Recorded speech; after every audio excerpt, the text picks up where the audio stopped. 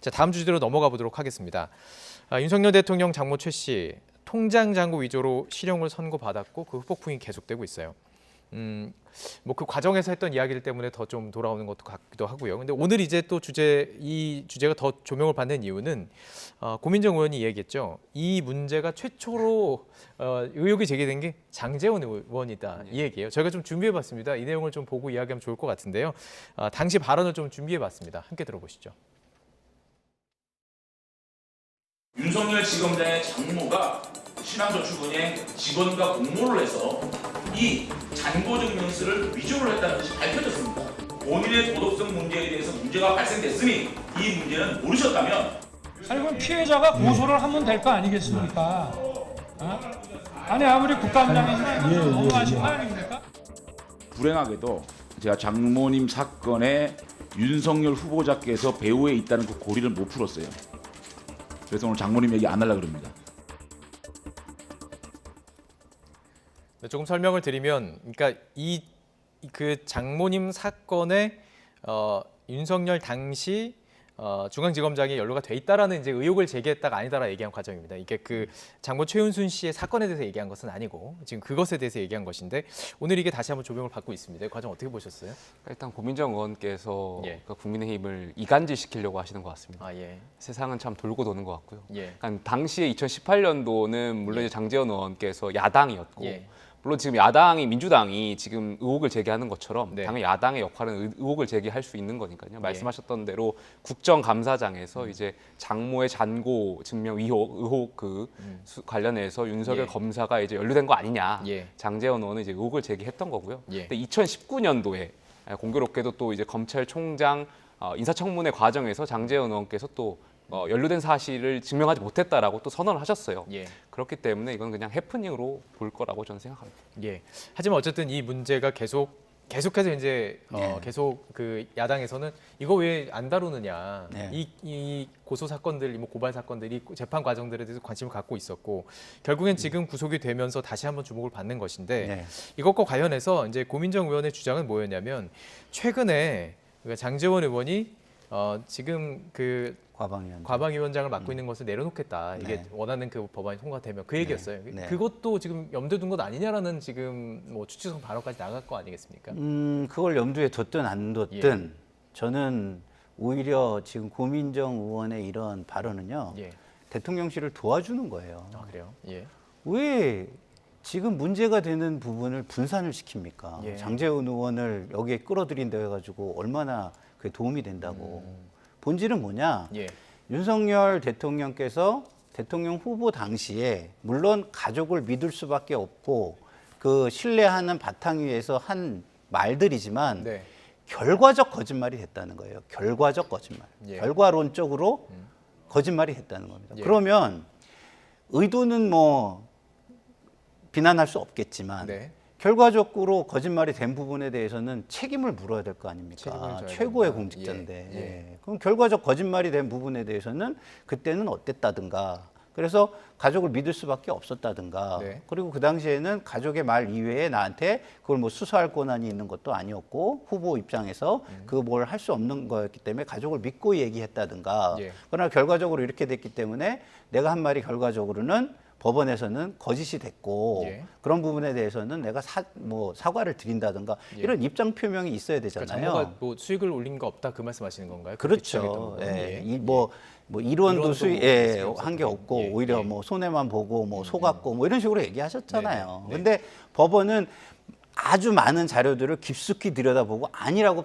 판결을 내린 겁니다. 네네. 그러면 결과적 거짓말이 된 거예요. 그 당시 의도를 의도를 갖고 거짓말한 건 아닐지라도. 예. 그러면 대통령께서 그 위치라면 국민들이 다 보고 있는데 그냥 지나가서 되겠습니까? 예. 그러면 그냥 지나가면 국민들에게 어떤 메시지가 가게 되나요? 예. 국민들도 살면서 저래도 되는구나라는 메시지가 전달이 되는 거 아니겠습니까? 그래서는 예. 안 되죠. 예. 최고의 본보기를 보여야 되는 예. 최고의 책임감과 이런 거를 가지셔야 되는 분이 그래서는 예. 저는 안 되고 보는데 예. 그런 걸 지적을 안 하고 장제원 의원을 여기다 끌어들인다면 예. 이슈가 엉뚱한 대로 튀잖아요. 예. 그래서 저는 과연 정무적 감각이 있는 건가? 좀 전에 우리 김용태 최고께서는 이관계라고 하셨는데 네네. 이관계도 되지 못하는 거예요, 이거는. 예. 예? 그래서 저는 좀 안타깝습니다. 그럼 본질로 좀 가보겠습니다. 본질로 가보면 이 부분에 대해서 그 야당은 해명이 있어야 된다, 대통령실에 해명이 있어야 된다라는 주장을 하고 있는 것이고, 그런데 이런 얘기 들어보셨습니까? 용문여답, 신조어래요. 용산에 질문을 던지면 여의도가, 그러니까 여당이 답한다, 대통령실이 아니라 당에서 답한다, 뭐 그런 얘기인데, 과연 추가해서 대통령실의 반응이나 뭐 나올 수가 있을까요? 어쨌든 지금 그 재판 과정에서 어떤 지금 보도된 내용들만 해도 아무래도 국민들이 관심을 갖게 될 것이고, 지금 송영길 전 대표도 그렇고 야당에서 공격은 더 강해질 거로 보이거든요. 그러니까 저는 김상일 평론가 말씀처럼 네. 대통령실에서 유감 표명이 있어야 된다고 생각합니다. 그러니까 이것이 대통령실의 해명처럼 예. 사법부의 판단에 대해서 왈가왈부하라는 것이 아니라 예. 말씀하셨던 것처럼 장모, 그러니까 대통령직을 수행하는 분으로서 장모, 그러니까 친인척 관련된 이 사건에 연루된 것에 대해서 예. 어떤 도의적인 유감 표명이 할 필요가 있다라고 생각해요. 예. 대통령께서 잘못했다라는 것이 아니라요. 대통령께서 직접적인 잘못은 있는 건 아니겠죠. 물론 예.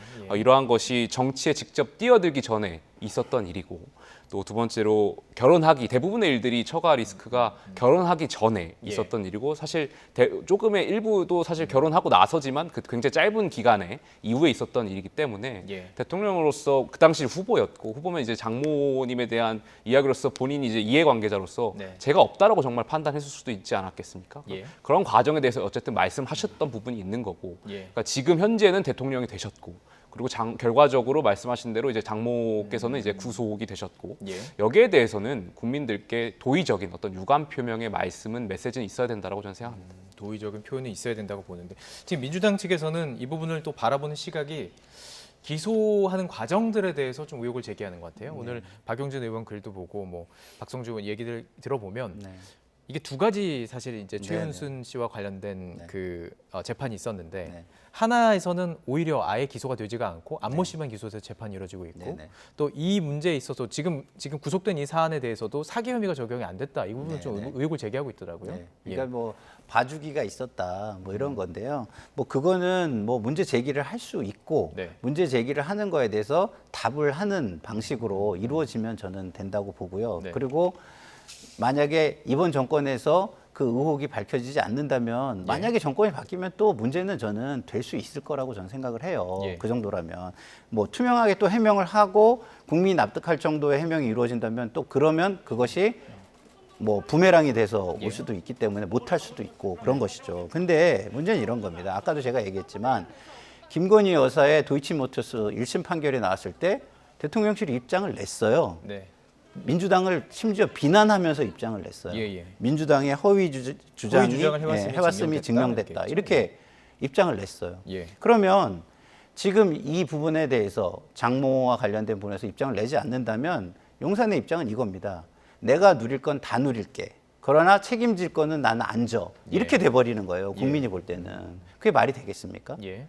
그럼 국민에게 굉장히 안 좋은 이미지를 줄 수밖에 없는 거예요. 이 정권이 굉장히 자기중심적이구나. 네. 그리고 책임은 안 지고 누리기만 하려는 정권이구나. 이렇게 보여줄 수 있거든요. 네. 그런 측면에서 제가 고언을 드린다면 예. 그러시면 안 됩니다.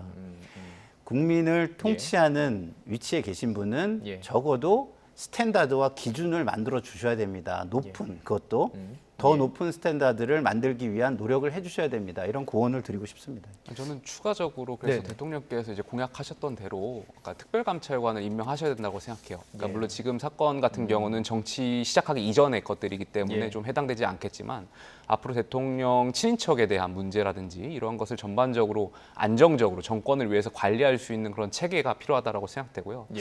그러니까 문재인 정권에서도 안 했었고 이제 윤석열 정권에서 하겠다라고 말씀하셨는데, 저는 그것을 하루빨리 좀 임명하셔서 안정적인 좀 친인척 관리가 되었으면 좋겠습니다.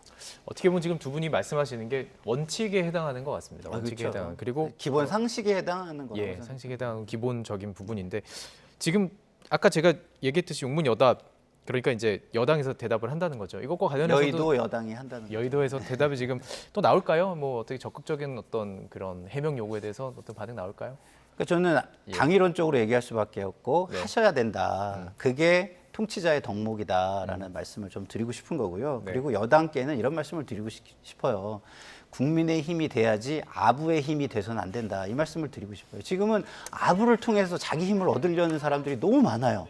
그거는 사실 여야 상관없어요. 뭐 여야가 다 그럴지 말씀하시죠. 모르지만 예. 여당은 더 큰 책임을 가지잖아요. 예. 그리고 국민의 삶에 대한 책임까지 지잖아요.